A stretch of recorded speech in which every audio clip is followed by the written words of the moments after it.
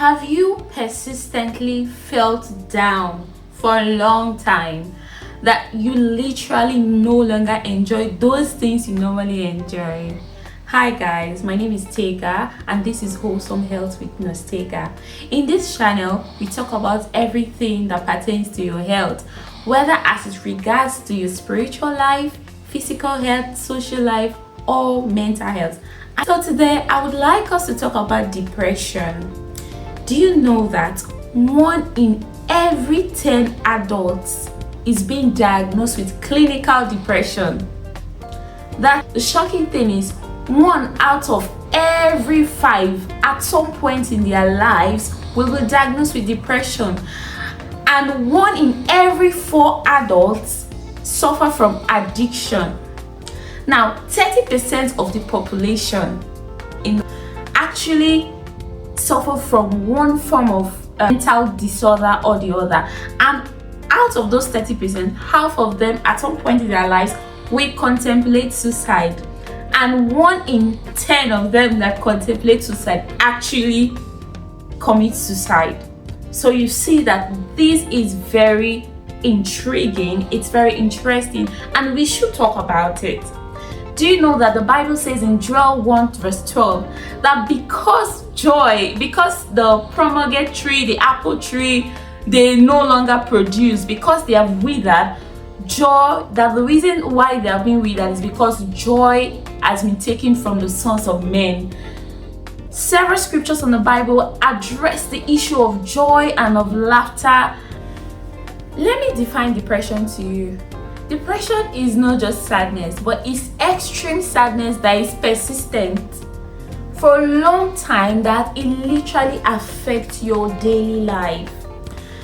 Now, there are symptoms of depression. How do you know that someone is depressed? There is cognitive depression, emotional depression, physical depression. Now, I'm just going to list the symptoms, but all of these symptoms, they fall under these categories that I just mentioned. Fatigue, extreme tiredness, loss of hope, that's a feeling of hopelessness, feeling of emptiness, feeling of self-criticism. Under cognitive depression, you have feelings like forgetfulness, not being able to remember. Under physical depression, you have tiredness, weakness, loss of interest in those things that you normally enjoy. And for some people, this could cause extreme weight loss. For some people, it could even increase their weight because all they want to do is just eat, because they feel there is nothing to live for. Although I am not a mental health specialist, but as a registered nurse, I have done some trainings on mental health, and I'm opportune to give you the support. I'm so happy to support you in this regard. So guys, stay tuned. As I was saying, let me quickly talk about the causes of depression. Depression can actually be classified under biological, mental, physical, and social, factors. When you say biological, we're going to look at things like hormonal changes, chemicals in the brain, those chemicals that the brain releases, those changes in your hormones, they can be classified under biological cause of depression. And even science will tell you sometimes you can trace it back to the family, it could be a family trait, And when I say chemicals that the brain secretes, I'm talking chemicals like serotonin, dopamine. Sometimes all of these chemicals, they can fluctuate in our body, and especially for women, during their cycle, they experience some of all these changes in the hormone. Some people, if their thyroid is low, it could lead to depression. Thyroid hormone, can also cause this. So all these are like, let me really quickly say this. They are really not the causes, but they can be a predisposing factor to why people suffer from depression. Depression literally has no cause, like a straight cause. These are like factors that can, fast track depression. All right, and aside from this biological causes, we're going to be looking at stuff like psychological causes like stress. Stress can lead to depression. Severe stress, persistent stress that has not been dealt with. And let me quickly say this: sometimes when people suffer from hurt and trauma from the past and they don't deal with it, it can actually lead to depression.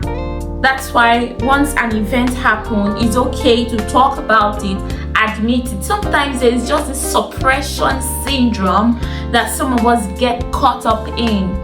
We go through things, we just bottle it up, we play the silence game, we play the I'm strong, we play all of those games, and these things can have repercussion. You see, so trauma that is unattended to, that is just swept under the carpet, can lead to depression. So that will fall under mental or psychological cause of depression. And then we have stuff like physical cause of depression. It could be as a result of a medical condition, like people having disturbed sleep pattern. You see, some medical conditions can actually lead to a depression. So again, these are not the causes, but they are like predisposing factors to depression. All right. So I just want to also talk about some myths. Some people say depression happens to weak people. It's a sign of weakness, and there's just this stigma that comes with it, and people are like, oh, they want to get scared of this person. Oh, why are you suffering from depression? No, there shouldn't be any stigma. It can happen because if you look at the causes I just mentioned, at some point in our lives we may have experienced these causes. It's just that it may not be as severe as it is for some people. So you see, now let me also say this: do you realize that depression has no particular cause, but there are things that lead to depression? Remember, as a wholesome health coach, I also, when I talk about some of these health topics to educate people, I also love to come from the angle of being a Christian. And as a Christian, I can tell you for free that depression sometimes can be taken to another level when demonic spirits have now, when demonic spirits have now leveraged on some of these predisposing factors. Depression can actually be a thing, can actually be a problem. So when you see depression, I don't just want you to look at it, oh, that's just depression. No, something you can just get out of. You need to also look at it from the perspective of, is this being demonically engineered, so that you can know how to deal with it. All right, yay! Thank you for staying till this time. Remember to like, share, comment, okay, and watch till the end. So let's continue. How can you deal with depression? You see how terrible it is? It's like a poison. It's literally like a poison. You need to deal with it. And it's not something you just say, oh, I'm depressed tomorrow. I don't want to be depressed. I just want to get out of it. No, you need to deal with it. I need to approach it with some level of warfare. Sorry, I said warfare. Please don't be scared, okay? So basically, you can deal with it by therapy, okay? If you seek therapy, I believe therapists are going to go through some series of events with you, talk about it with you, allow you to speak up, and I believe that will help you. So therapy is another beautiful way. And then I will encourage you to seek for professionals help, go to the doctor, seek medical advice. Also, if there are some medication that I use to treat depression, you can take some medication to help you deal with it. There's some antidepressant medication.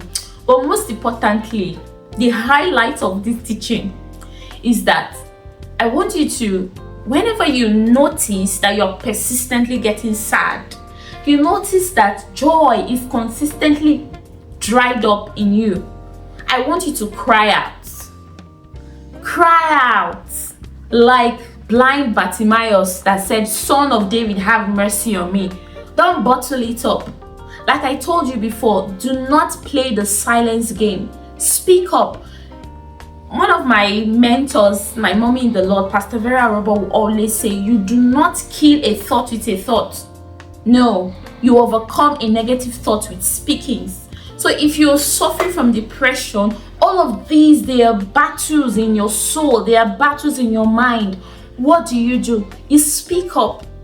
You cry out, not me, not me. You speak up, and not just talking to yourself, but you talk to someone, friends, family. These are support group. But most importantly, you speak up to Jesus. You cry out to God, because it can heal the brokenhearted.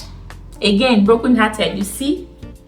It can help you deal with any form of depression you're suffering from. If you're watching my video right now and you're probably battling with depression, I pray for you that you receive healing. But most importantly, please speak up. Okay, you can drop your comments on the comment section. All right, Jesus, I know for free, it's one thing that he does for free. Okay, he does it for free. It can heal your broken heart. It can help you get out of depression. All right, so there's also one important aspect I would like to share with you, and that is some lifestyle that can help you cope, some lifestyle that can help you overcome depression. And if you do not yet have depression, of course I don't want you to have it. If you do not yet have depression, some lifestyle that can help you to not even get to that level, and that is exercise. I think the very first video I posted here, I was talking about how exercise actually helped me. You know, exercise can help you elevate your mood. Exercise is one of the things you do that if you're down one moment, once you engage in exercise, it lifts your body up. And once your body is elated, your hormones are elated as well. So, you know, those are things that can help you. I don't even want to undermine, you know, some stuff that some people are going through. I know some people may be going through trauma, some marital challenges that really keeps them persistently depressed. But like I said, cry out. Okay, that's the first point to overcoming those challenges. Now, as I was saying, coping mechanism, exercise is very good. It elates your mood very quickly. Another thing is healthy diet. Yes, very important. There are some meals you actually need to, you know, engage in, like fruits, veggies, food that will make you light, you know, feel healthy. Eat healthy diets, because those are like coping mechanism. Again, it's not the cure, right? They are just things that can really help to overcome depression. Another thing is just spending time in nature. Spending time, go out of your house, enjoy the breeze, look at the trees, just look at the sea. Spend time in nature. Spend time with family, spend time with friends, spend time with anything that you know that, oh, once I engage in this, it actually keeps me happy. And I don't mean negative things. If what keeps you happy, they are negative things, then of course that's not it. That's not the way. That thing is just only going to keep you bound in addiction. So that's not what I'm telling you to, you know, to get used to. But those great things, you know, actually elevate your mood, then you should engage in them. You know what works for you. You know what best actually works for you. But if negative things actually work for you, then that's not what I'm saying. Okay. Recovery is possible. I just think I should add that to my video. Recovery from depression is possible. And it's first of all, start with identifying it. Don't be in a denial stage. Don't be at that point where you deny that, oh, I'm not depressed, I'm fine. No. You need to speak up if you feel that you are getting depressed, okay? I just want to also encourage you to like my video, comment, watch, and share my content. Alright, I'll leave you now and see you in my next video. I hope you enjoyed it. Don't forget to give me some shout out and some comments if you like more videos like this. All right, bye guys.